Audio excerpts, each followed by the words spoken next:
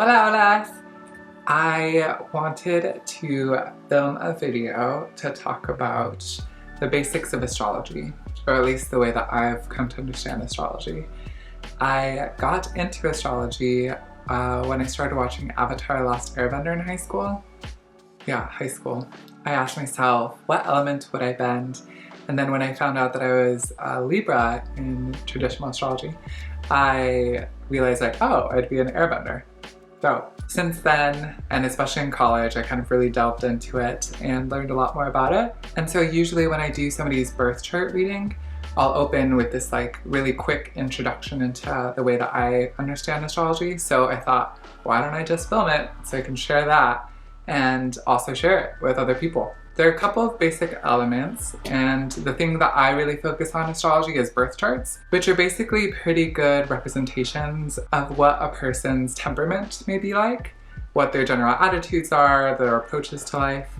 And I like to think of it as like a thermometer. You know how the thermometer only reads the temperature in a room? It doesn't say like 57 degrees, then the room becomes 57 degrees, right? So in the similar sense, astrology is basically like a reading or a snapshot of what the spiritual, otherworldly energy was when you came into the conscious world, right? For C-section folks, it's like when, you know, they were marked as coming out. And so I like to think that natal charts can be as specific as a thumbprint, right? Because the only way you can share a natal chart is if somebody was born on the same day, at the same time, in the same hospital as you. Which happens, of course, especially with twins. And yeah, just like other babies who are being born in the hospital with you. In those instances, the great thing about a lot of these trends is that they might manifest in very different ways. And they're really self-reflection tools, right? For you to get to know yourself better, for you to ask yourself, like, how would I respond in this situation? You know? Basically, it's almost like a template or coloring book where you can really fill it in however you feel most comfortable. There are a couple of really important elements to a natal chart. And I always like to think of the metaphor of like a party. So the people you're going to invite to this party are the signs, and those are archetypal personalities, right? So in traditional astrology and Western astrology, I'm a Libra. So I'm a socialite, I'm very egalitarian, I like talking to people, I'm very fair. So if anyone gets in an argument, I'll try to take both sides usually. And we also, for example, invite Beyonce, who's a Virgo and who's all about perfection and might not have the most loud, boisterous personality, but is very true and genuine and fun. And then let's invite Audrey Hepburn, right, which represents Taurus, this very reserved, this very proper, this very giving and generous personality. And the way that we can think about the zodiac signs are just these narratives or stories that we've repeated over and over, and they've kind of stuck, right, to these different zodiac personalities. And so next in this metaphor are the rooms of this house of the party that you're at, right? And in astrology, we call them houses, and they represent different aspects of your life. So at this party, there can be a room of romantic relationships, there can be a room of finances, there can be a room of your career, there can be a room of your family life. So on your natal chart, each one of the houses falls along a corresponding sign. So somebody's going to be in that room all the time, right? And that can give you a pretty good sense of how to approach certain things in your life that make you feel maybe more fulfilled or accomplished or whatever might be the goal. And then finally we have the planets, right? And so that represents the what of the party, or the what of the natal chart, right? It will represent what's going to happen at this party, right? If Mars is positioned in between Beyonce and Audrey Hepburn in like not a really beneficial way, maybe they'll get into an argument all the time, or maybe the way that you approach your relationships won't necessarily vibe with the way that you process your emotions. Or these things can have beneficial relationships, right? And the way that you communicate aligns with the way that you like to do your business, XYZ.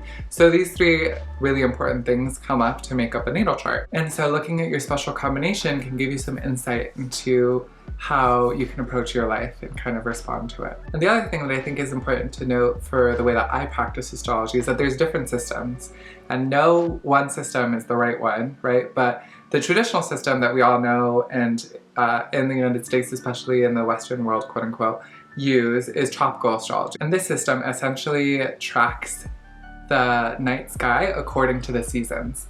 And so there's been a little bit of misalignment with where the stars actually are positioned over time, but it is really accurate for people living in the Northern Hemisphere, and I think really represents how we respond to society and what we do with the gifts that we're kind of given. There's another astrology like Vedic astrology or sidereal astrology, which is more aligned with the stars, and I think really represents your inner child, or the way that you're kind of come into the world untarnished by society's values and stuff. And so that can be really beneficial if you're trying to come back to like a true nature, or really figure out like what it is that would really benefit you inside, you know? Either way, the planets make a really special relationship in both systems that mirror each other. So you don't necessarily have to worry too much about what system you use. Personally, I use astronomical astrology or true sidereal astrology, which tracks the visible sky and was introduced by Mastering the Zodiac. So this system, I think, is a lot more accurate to how I kind of vibe with astrology, and how I think my ancestors would also kind of interpret the night sky, right? Because we've been doing this practice for our whole kind of like evolution, right? We've always looked outside of ourselves and figured out when to plant things, or notice certain trends, or notice that animals respond differently during a full moon, for example. The thing that I really want to get across to anybody who's like, I don't know about this, and the people who are like, I don't believe in my astrology sign or whatever. Yes, there are a lot of things that are easily applicable to many people, and it's about finding the meaning and finding something that's helpful within each one of those messages, right? And especially when we look at an age chart that's a lot more complex and has all these different facets, right? It can be a really helpful self-reflection guide on how to approach your own life. We've also been doing this, like I said, since the dawn of time, right? Like our ancestors always looked to the stars, and a lot of religions are based off of this, like the sun and the 12 signs, right? So it is very much a part of our human history, and I think astrology is a really great practice to kind of get back to that root, which is why I love astronomical astrology, because it actually takes into consideration how long certain signs are compared to others. I think, for example, Libra is quite small and Virgo is quite big, unless I got those mixed up. Sometimes I do. And so depending on where the sun was at that time, you might have a different sign in general. And usually, like when somebody says, what's your sign? They're asking what constellation was the sun aligned with at the time of your birth. And that's a little different, right? According to tropical astrology, it's not necessarily aligned with the exact star placements, but that's fine. And then the other top two, there's usually like a top three. We have the sun sign, the rising sign, and the moon sign.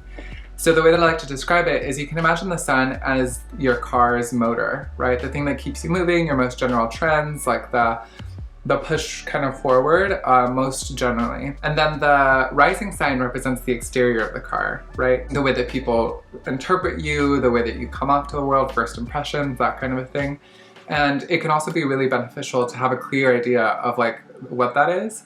So for example, if you're driving a Maserati, but you think you're driving a Prius, then there's that misalignment is going to cause some friction, right? And so usually the rising sign is this like kind of like first big lesson that life tries to give you, that if you kind of get a hold on quite quickly, can make your navigation through life a lot simpler.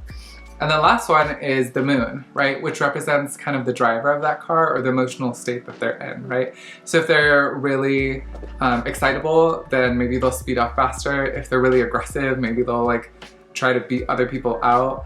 Or if they're really emotional, or maybe they're really spacey, they'll be like going as slow as possible, XYZ. All that goes to say, I know the car metaphor isn't my favorite because it's the capitalist, I feel like.